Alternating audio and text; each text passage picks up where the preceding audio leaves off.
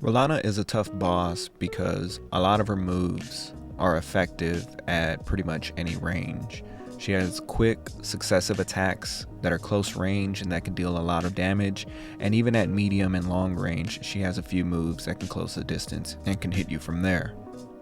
Her second phase doesn't make things that much easier either, because she unlocks sorcery and fire spells that increase her range even more. And when you combine that with the fact that she's very fluid in her movement and she likes to rotate around the player, all of that can be disorienting. So in this video, I'm going to try to break down Rellana step by step to give you a better chance at beating her. My name is Snake Eyes with New Game Plus Ultra. Subscribe if you like this video. I want to start by including some overhead shots to kind of give you a better idea of how she moves. I feel like when you're in the middle of combat and you're locked onto her, a lot of this movement can be disorienting, so zooming out further I feel like will give you a better idea of how she moves and how you should respond. And for the most part, she's really quick and she likes to revolve around the player. I recommend dodge rolling through most of her attacks, but she has this one move in particular where she likes to spin around the character. I feel like that one is easier to parry because I feel like the animation of that move has kind of a rhythmic feel to it, with the jumping, the landing, and her throwing out an attack that can help you parry this move a lot easier than her others. But just a quick side note, I also found that during her second phase, I was able to parry her fire sword attacks a lot easier than her sorcery sword. I don't really know why, and I don't know if this would be your experience as well. I felt like maybe because her sword had a higher contrast because it was red, I felt like maybe that made it easier for me to see when she was going to throw out that attack. I don't know, but in my experience, parrying her fire sword attacks was definitely easier for me, so you might want to give that a try as well during her second phase. Rellana becomes a menace when she unlocks her second phase. She has access to sorcery and fire spells, which increase her damage significantly, and they have a lot of variety. She has this fire cyclone attack that deals some pretty significant damage if you're at close range to her. It has a chance to multi-hit as well, so all around it's a pretty dangerous move.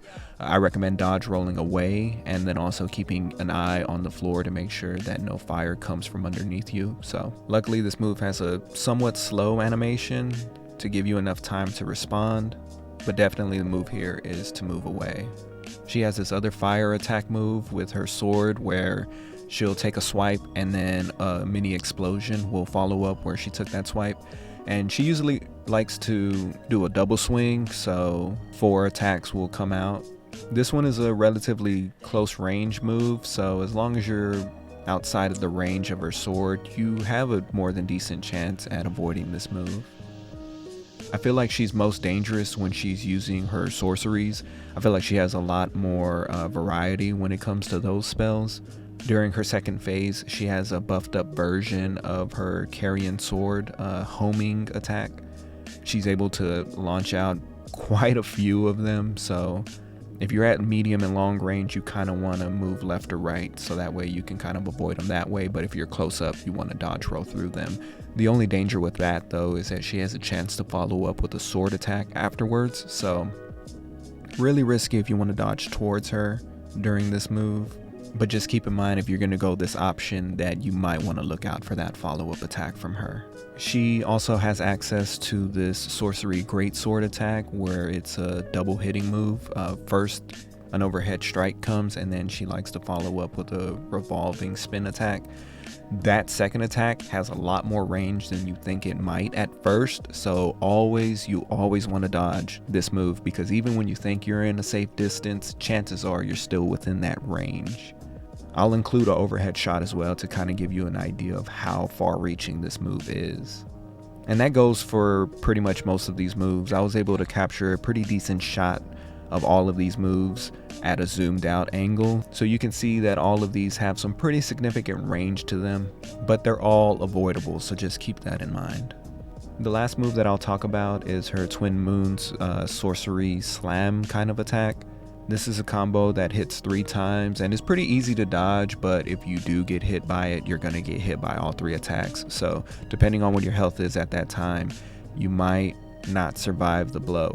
But all you need to do here is just to jump, and it's pretty rhythmic as well, so the only thing to keep in mind here is that you need to jump 3 times, because she'll launch the 2 moons and then she herself will slam down and it'll create another shockwave. So just make sure to jump, maybe even close some distance, so that way as she slams down on that 3rd and she's recovering, you can go ahead and maybe get a free hit or 2. But yeah, really easy to dodge, but also deals a lot of damage if you just so happen to get hit by that. And I guess there is one more move that I do want to talk about, and again, it's kind of on her sorcery side of the second phase. She likes to unleash these Moonlight Sword-esque kind of sorcery waves at you in combos. They should be relatively easy to dodge, but if you kind of mistime your healing, there is a good chance that one of them will hit you and kind of just erase anything that you just healed up on. And I guess while we're on the topic of healing, the good news about Rellana is that a lot of her moves kind of have a slow recovery time, especially her combo moves. As long as you time your dodge properly and get the appropriate amount of distance, you should be able to heal relatively safely. Keep in mind that if you do mistime these things, she does have a good chance at closing the distance and hitting you for whatever you healed up on, and possibly even more if she combos into it successfully. But typically Rellana does give you quite a few opportunities to get that heal off, so I feel like once you get used to dodging her moves and kind of getting an idea of the recovery time of each one, you'll be able to know when to heal. And always keep in mind that if you don't need to heal, then that should be an opportunity to attack. So you should really be doing one or the other during those long recovery times that these bosses tend to have. There is this one little thing that's kind of unique about Rellana that I want to point out. I noticed that in some of my fights with her, that if I stayed close to her left sword arm, there was usually an opportunity where she would do a move and I would be right underneath her and it wouldn't hit me at all. This was something that I found happened a little bit more naturally as I just fought her, but I did notice that if I stayed closer to her left side, there was an opportunity that I would just be right underneath her attack. So maybe you might want to keep that in mind. It was just something that I found when I was fighting her. So let's quickly talk about summons. In this fight, you have access to Needle Knight Leda. And honestly, I think summoning her is kind of like the perfect contrast to Rellana. Leda likes to do faith spells and Rellana likes to do sorcery, so when you kind of see both of them go head to head, it's actually really cool seeing the 2 different spell arts kind of clash. I feel like the tactic here, if you decide to use a summon, is to use Milady if you just so happen to level it up, which I highly recommend if you're going to take on this dungeon. But I found that Impelling Thrust was really useful and was easy for me to spam while Leda was taking Rellana's attention. And honestly, I don't know if it was just me, but I found that it was easier to poise break Rellana when I had a summon as opposed to if I just fought her one-on-one. I'm sure there's something to it, but using Milady and trying to poise break the boss was definitely the tactic that I was using as I was using summons.